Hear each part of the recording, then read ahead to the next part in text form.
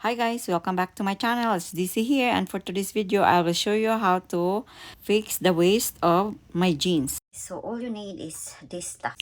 Measurement. Rulers, clip, scissor, marker or crayons, thread cutter, and thread. So measure the pants first. Thinking just to rip this one here and leave it this and just take out this part.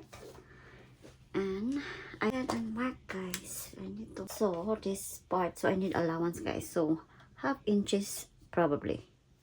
So all together is 1 inches.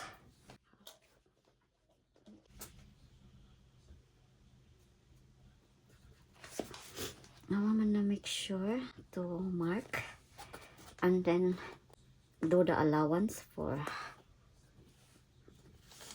half inches. So I don't wanna make it more because I think the here is so not too big. This one I think so. Make sure to measure the same size in the other side of the pants, guys. Mark it with your pen or crayons. Just follow same thing that I did in the other side. Take out this part and then maybe just connect it here because I don't want to take out this one, guys. I want the rivets to stay. To take out some and then connect with that one here. Something like that. Okay. Take out this one first. Make sure you keep the belt loop. Make sure you don't cut the pants. Please be careful. So just to have allowance, guys, to sew them. Don't unthread them. All the way, just stop. Maybe like just to have space to sew them.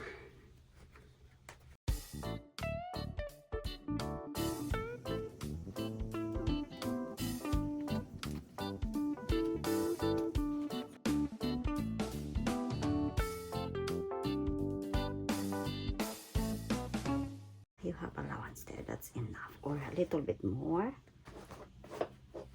Take out this thread here, this part. This one, guys, I wanna tuck it in like this,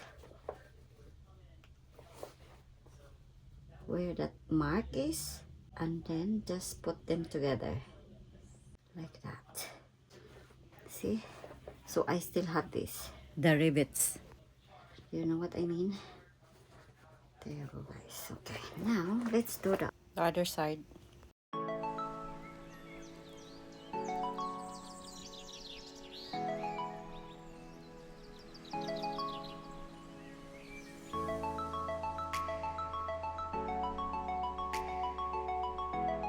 Make sure that the same measurement with the other side of the pant. That's how it look like, guys. So we need to cut this.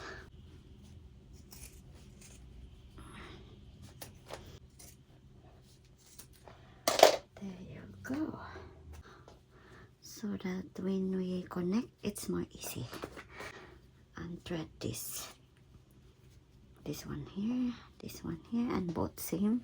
Okay, guys, that's how it look like. I want to show you what I want to do. So I want to connect this one here, like here. So I still have this one here. And now put it in the other way. You can pin it and clip with your markings so that it will stay together, guys. It's not pulling apart when you sew it, and it's more easier to maneuver in your machine.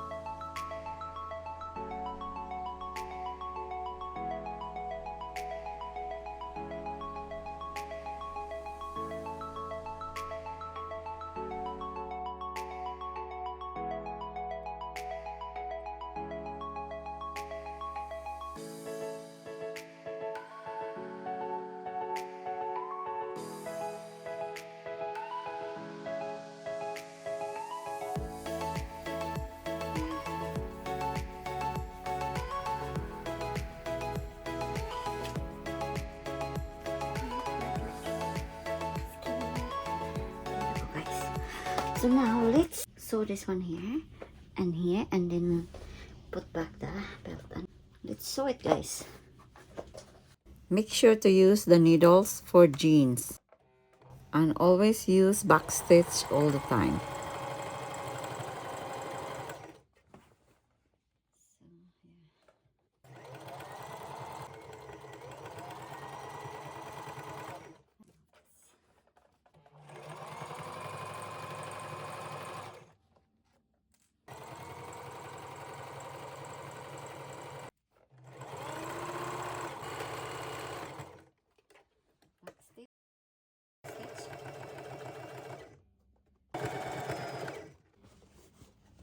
Backstitch. Now I'm done to close the both sides of my jeans. Okay, now guys, we need to cut some excess here.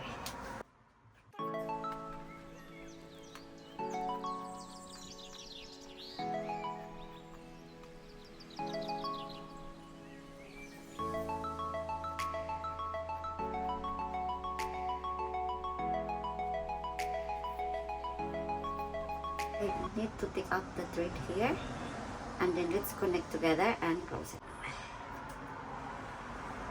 I advise that before you close the belt loop, you have to do zigzag first in the side of your jeans. Adjust the width of your machine and do the zigzag. Width.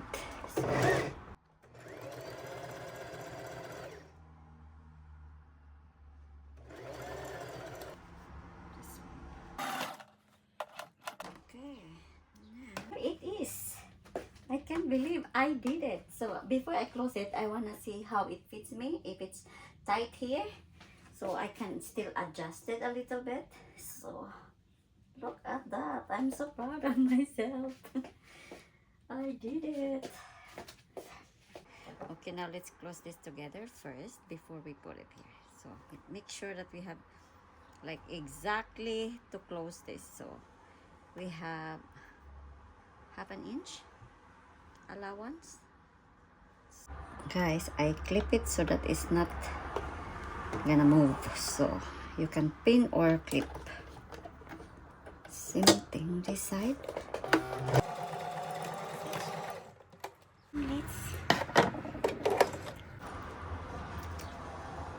Okay guys, now let's close it. I need to use the hammer because it's thick, this one. So it's not too bulky in the machine. Okay, now let's put them back. Make sure this is like together with this. So now let's close the belt line in both sides.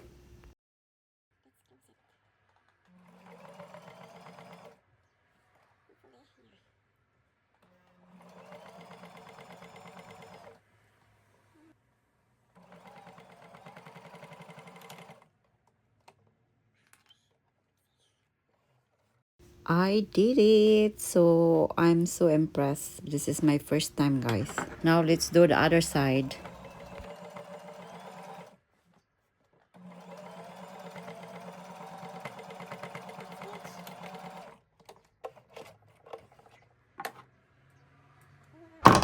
see guys, I close it. So it's better to zigzag first.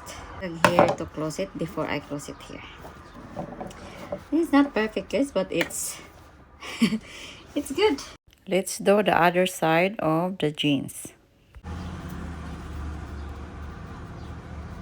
Okay, let's make sure that this in the back here is good together.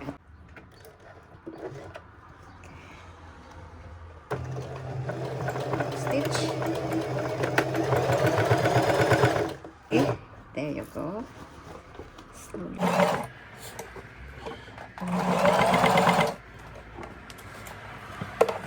It's important that you do the back stitch before and after of your sewing. That's good. And then let's try in this other one.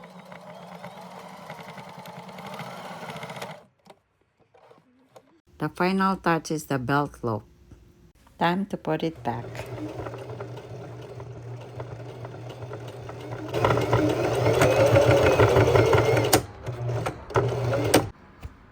Oh So let's, before you close the belt waistline of the pants, you have to, if you want to top stitch this one, you have to top stitch first before you close the belt line. So I did my best, but I know this is not perfect, but I don't care as long as it's like fit me. So I still keep this one here, guys, and that's how it look like, guys. So I will try and we'll see the final products. So yeah, so we'll see and try it. So this is how it looked like, guys. I'm sorry I need to voice over because it's so noisy in my background. See how it look like. It's not perfect, but it's not too tight for me. I don't like it really tight, and then I really like it. It's like it's not too expensive. This one is, I thrifted this pants, so I'm so happy with the result. It's like $11, and I'm really excited with this one, guys. The good thing of white pants is really easy to maneuver with the thread and everything. So hope you like this video and helpful for you. And what do you think, guys? And see, I put the belt on and really happy for this. It's my first time doing this. Now I put my vest that I thrifted too. So see you in my next one. Thank you for watching. Bye.